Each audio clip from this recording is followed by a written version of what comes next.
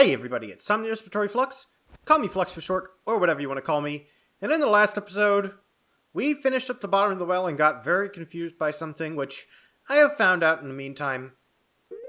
You are supposed to use the Mask of Truth to get the other upgrade at the forest stage, but there's a bug in the game. If you have progressed this side quest to the point where you have the Poacher's Saw, specifically, if you get the Poacher's Saw, the forest stage bugs out and you won't get the reward from that anymore.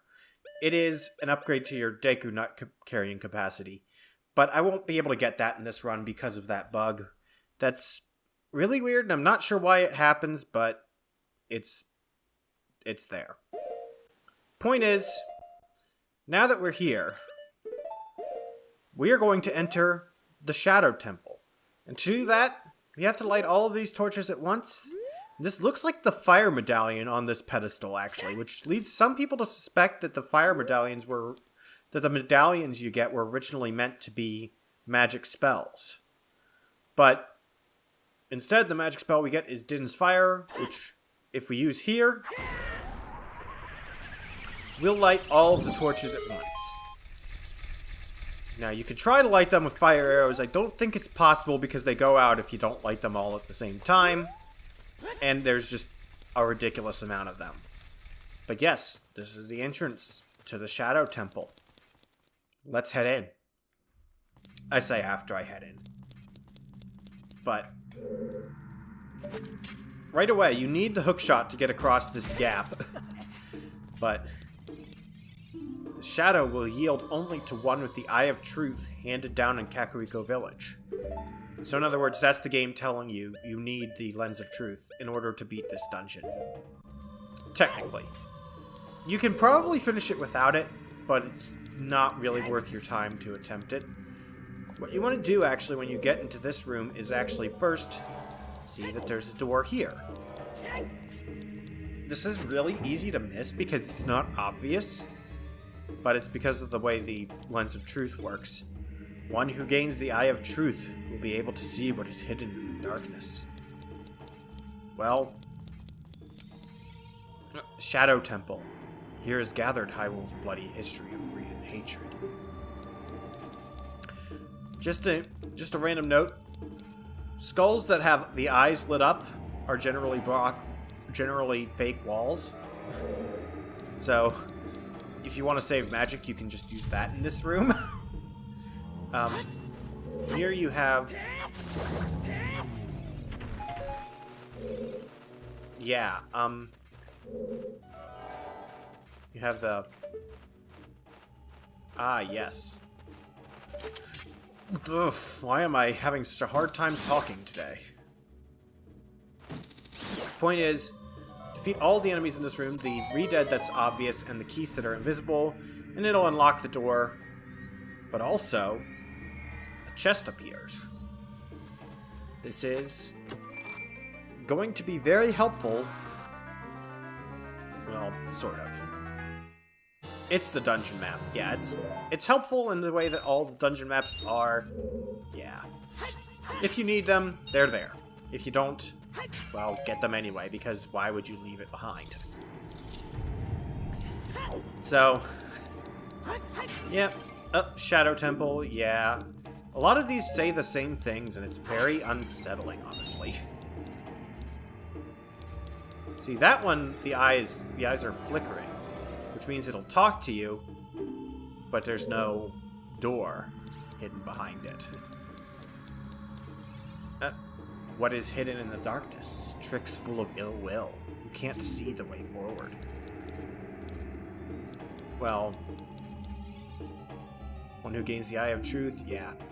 Interestingly, that one is not flickering, but it's a different kind of glowing. It's weird. You can also look at your map. It'll actually show you which of the pathways are actually hidden passages. But in here, guess what? We fight the Dead Hand again. Which is going to be a little bit shorter because the Master Sword does more damage than the Kokiri Sword does. So,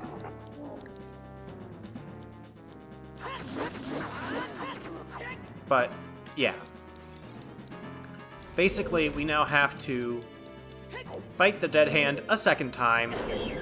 It's pretty much the same as the first time, which also does kind of make it a little bit, both a little bit scarier and a little bit less scary because you have to fight it twice. I don't know. I never really got as a kid that it's supposed to basically be something made of rotten flesh. It just, and the way it walks is so weird. Like it's holding its head up in the air. It looks like a snooty old woman walking around like you expect like a giant handbag on her shoulder or something. I don't know exactly why I think that. It's just a very strange image to me. Just the way it walks kind of makes it oddly comical when it's supposed to be frightening. I might just be weird. What you want to do actually in this room, drop a bomb on here, I believe. Or no? I guess that's later. But yes, we get another big chest right away, and this is actually the item for the temple. The hover boots. With these mysterious boots, you can hover above the ground. The downside? No traction. You can walk for short periods where there's no solid ground. Be brave and trust in the boots. Yes. Trust in the boots. That is a phrase. I feel like there was a hidden chest in one of these rooms, but no, it doesn't appear to be. But you do actually need the hover boots to finish the dungeon, believe it or not. In fact, you need it to get beyond this beginning area, so I guess it is kind of hard to miss this. I don't know where I'm going. What is it? Okay, yeah. Stop telling me about tricks full of ill will. I don't need to hear about it again. I've already heard all of the things about the Shadow Temple. The Shadow Temple talks to you a lot, and I feel like that's kind of meant to be part of the creepiness factor, is that it's got like... It's like you're hearing voices.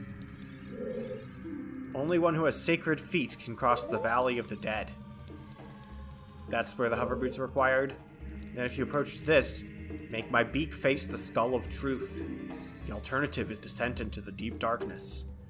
Basically, make the thing face the one that is actually topped with a skull, which is that one over there. And if you stop on the wrong one, then you will fall into the abyss. But if you make it face the correct one, then it'll open the gate forward. It's a fairly straightforward puzzle, but it also makes you wait a second to see, did you choose correctly? But yes, we have another set of boots, and more boot switching. It's not quite as bad as in the Water Temple, and yeah, but yeah. See, you kind of have slippery shoes here a bit. See what I did there? No. Anyway. But no, you got the Shadow Temple. You got Beamos. The Shadow Temple is interesting. The main gimmick being that you have lots of things that you use the lens of truth to see through, lots of illusions. But it kind of feels slightly disjointed in some ways because of that, but that doesn't necessarily end up a bad thing either. Now here, you've got Gibdos. Stop screaming at me. You can use the song of the Sun Song just like with Redeads. If you use a fire-based attack or you light them on fire, they will actually turn into Redeads, which is interesting. You will burn through their wrappings, I guess. And here you get another big chest, which, as you know, there are 3 of these in every dungeon, so guess what this one is going to be? I don't know why I do half the things I do. But yeah, it's the compass. Now you can see hidden things on the maps. Yep. And also, guess we can look at this. You start in basement 1. There are no proper floors. Everything in this dungeon is a basement. And most of it is the 3rd and 4th basements, which have a couple of pretty big rooms in common with each other. So, basically, this is just kind of winding downwards for the whole dungeon. So it's interesting. But you want to kind of do everything that you can on each floor before you move on. So,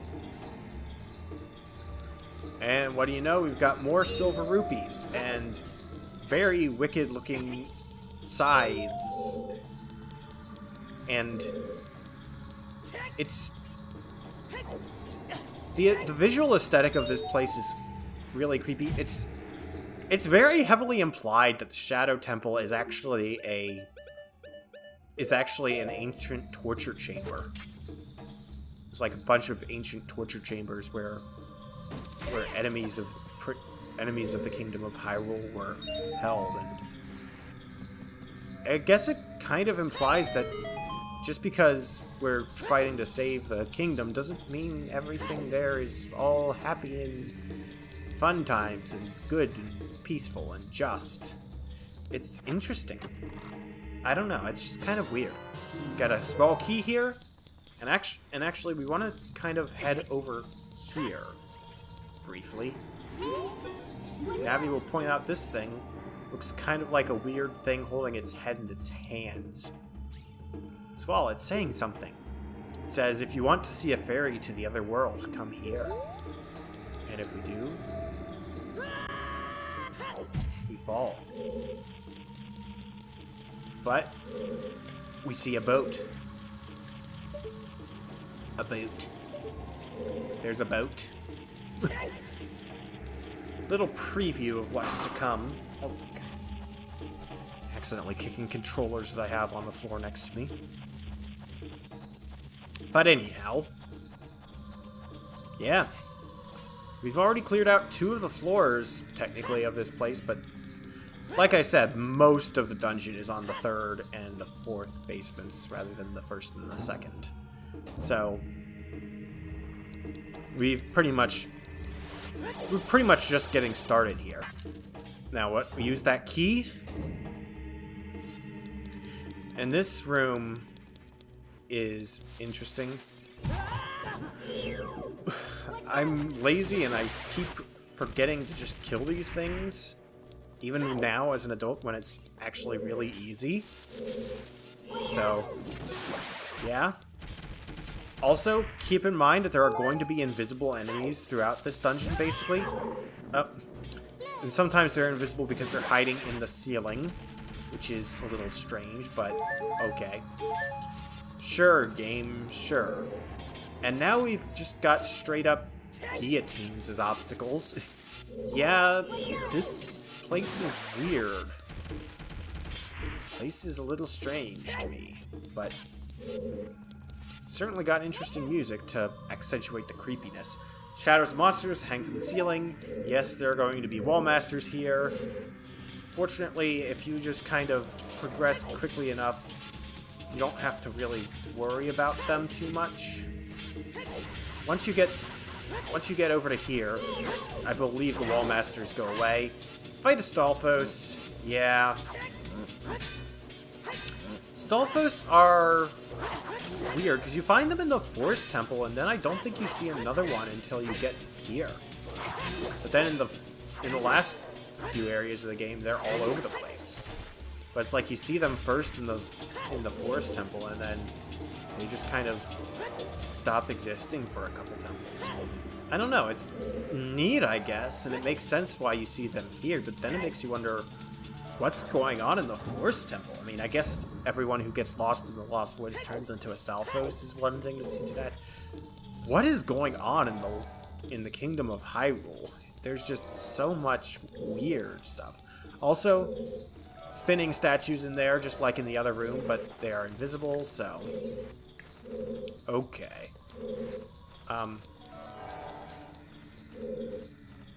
Just be aware of everything here and don't get killed.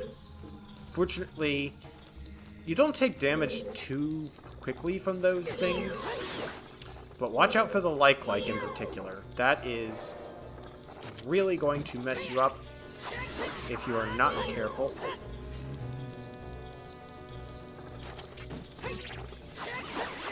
So, I guess you could use your hook shot to kind of stun it briefly, so you can swing at it and then jump away. You actually want to kill all of the enemies in here, but man, that can be kind of slow progress, because keys are just annoying because of that. It's like, they're annoying to find and kill in such large, dark... Ugh. Also, you could play the Song of Time there, I think. Make something appear. Golden Skulltula. Ah, yes, there's going to be more of these in here, so be on the lookout for those. I don't think I've missed any so far. There's been hardly any timing, any place to miss them, really. Kick open this chest, and it's a blue rupee, but there's another chest here. Yeah, it's invisible. How about that? This one has a bundle of arrows. So basically, the only thing that's in here that's actually really important is that Golden Skulltula, so I guess it's sort of... If you're not going for all the Golden Skulltulas and you have all the good rewards, then it's not really all that important to come over here, but it's still fairly... It's still something I was planning on doing anyway, regardless of whether I'm getting all the Skulltulas. So, yeah. Oh, goodness. This platform is raising and lowering. You got a lot of chain, like, platforms moving along because of chains. And a lot of silver rupee puzzles, actually. That's kind of interesting. Blow up the Beamos. Get the silver rupees. Not that I can hold any of them, because, yeah, like I've said before, they do actually count towards your money. Don't get knocked off the edge. Lots of these sliding blade traps. I could probably take off the hover boots, but I tend to wear them in this dungeon. Just a random sign in here. Only one with the Eye of Truth will find the stone umbrella that protects against the rain of blades. A lot of really poetic descriptions of things in here. Also this is a very iconic room to me. You just use the Lens of Truth. Oh, and here's a big block that you pull out of the wall. And then you use it to... It's interesting because the block pushing puzzle here is not to make you push the block anywhere in particular, but it's to protect yourself from these spikes that are going to fall down on top of you otherwise. But then it ends up also being pushing it somewhere in particular, because you then use it to climb up to the top of the room once you get to the other side of here. So it's very clever room design. Also, you want to stop briefly while it's in the middle, just to clear out anything on this lower level, so you don't have to worry about dodging the spikes. So, say come in here, and yeah, there's a Golden Skulltula.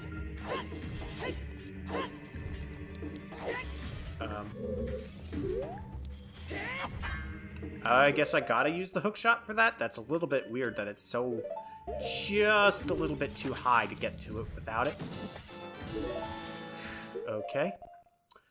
And just to make sure we didn't miss any chests in this little nook. Okay. And also, there's one here. Yes. Yes, I see.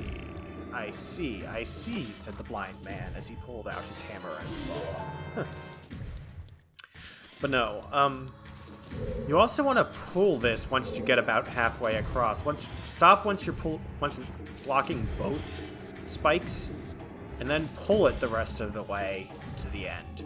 So that way that you don't get pushed down, the spikes don't smack down on you as soon as you get to the...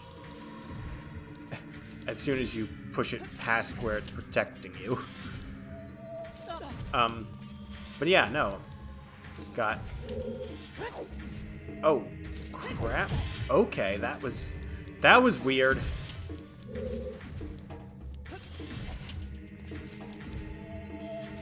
I guess that's one place that having the regular boots on would do you some good, is that you don't have constantly floating in midair whenever you want to fall, or just jump and grab onto something.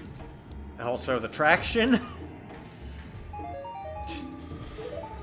There are a lot of just random blue ruby chests in this dungeon. I guess that's where the randomizer gets all of them from. But no. Kick open the chest, and we get a small key. I guess this dungeon is interesting because, yeah, this is a very linear dungeon as compared to the first view because of the adult section, because we literally are only getting one small key at a time, and we are just pushing forward once we found the small key. But yeah, it's funny, but there's an invisible thing here, and then we want to make sure that we... Okay. Sliding around everywhere. And then, yes, here's the thing. Now, if you look at our map, we have a little ways to go, and then we get to that other big room where the boat was. We've pretty much finished the third basement. Actually, the third basement really isn't much of a floor at all, now that I think about it. It has that one side room where the Skulltula was. It has the couple big rooms that are also on the fourth basement, where you do most of the stuff there. And it has the tops of a couple other small rooms that we all get to later.